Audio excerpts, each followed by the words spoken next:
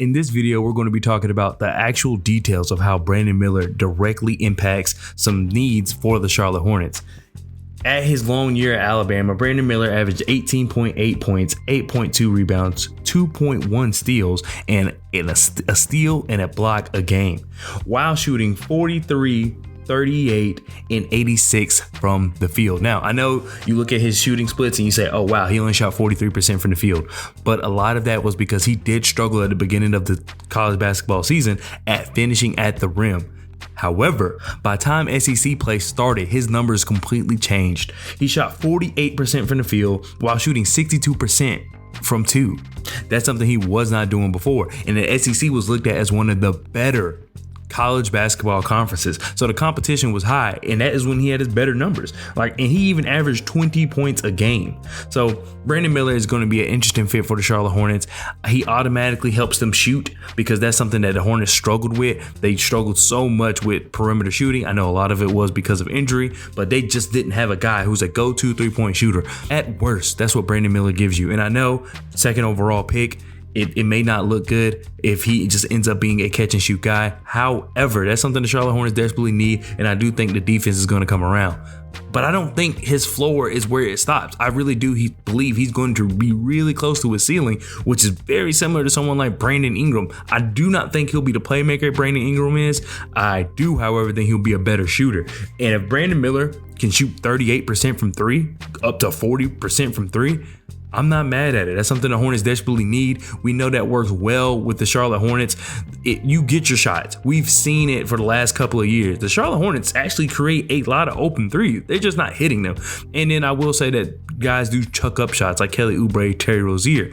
But Brandon Miller, he's going to find his spots. There's going to be so many people to guard on this team that Brandon Miller is going to be open. And he will take advantage of that. Something else to mention is that Nate Oates, his coach at Alabama, did not like mid-range shots. He was a very analytical person. Your shots are at the basket. Your shots are at the three-point line. So Brandon Miller didn't have to take two-point jumpers. He didn't have to try to operate in the mid-range. But if you go back and look at his high school film, that is where he did a majority of his damage. So imagine the Charlotte Hornets, who struggle to finish at the rim, who struggle to shoot threes, and who struggle to operate in the mid-range. Brandon Miller can do all of that. He was doing it in high school. He was not asked to do it in college. At college, he was asked to shoot, and he showed that he can do that. So I'm very interested to see how that plays out into the NBA and how the Charlotte Hornets are going to use them. I'm not going to be mad. I'm not going to be surprised if they have him be a spot-up shooter, a catch-and-shoot guy. That's something they kind of need. They have LaMelo, who can kind of control the offense. Miles Bridges, we know, likes to attack the rim from the perimeter. He's not one of those guys that like sit in a dunker spot or anything like that. When Miles Bridges has the ball in his hand, he attacks from the perimeter. So therefore, I think that's going to leave a lot of open shots that Brandon Miller can take advantage of. In past seasons, we had to rely on PJ, Kelly Oubre, Terry Rozier to hit those shots. But you got a guy who shoots 40% from three almost. I think that you like your chances. Now we can talk about on the defensive end. Brandon Miller has all the tools to be a high upside defensive player. I think he's 6'9", he's tall, he has active hands, he's quick. I wouldn't say he's athletic, but he is quick, and he's a cerebral player. I think that Brandon Miller is going to be someone that really guards the perimeter for us, and he can even go down. I know he needs to add weight, but he will even be able to go down into the paint and be able to guard some fours. It's just a size thing. I think once he adds that weight, he can probably guard 2 through 4 with ease. Overall, how does that fit with the Charlotte Hornets? Well, as of right now, he's going to be like a 2-3. I see him more as a 3. However, basketball is becoming more and more positionless, so does it really matter if he's technically at the 2? I don't know, but you have a really tall, athletic team.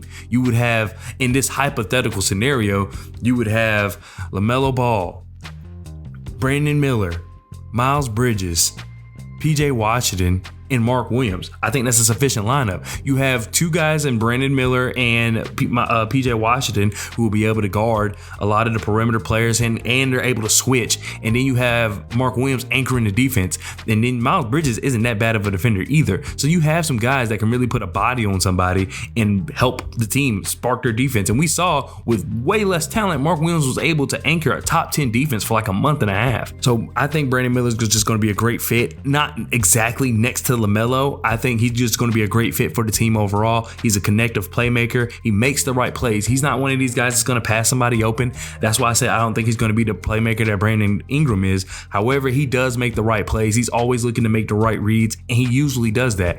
I think that this is going to be a great pick. I know a lot of us wanted Scoot. I was on that boat, but you cannot deny the upside of Brandon Miller, especially in the right place. I do think Charlotte was the right place for him. I know some people had like, oh, well, Brandon Miller's not even that good, but I think you got to put him around the right pieces, and you have a fully loaded offensive team and you add Brandon Miller to that. I think it's going to just let him shine even more.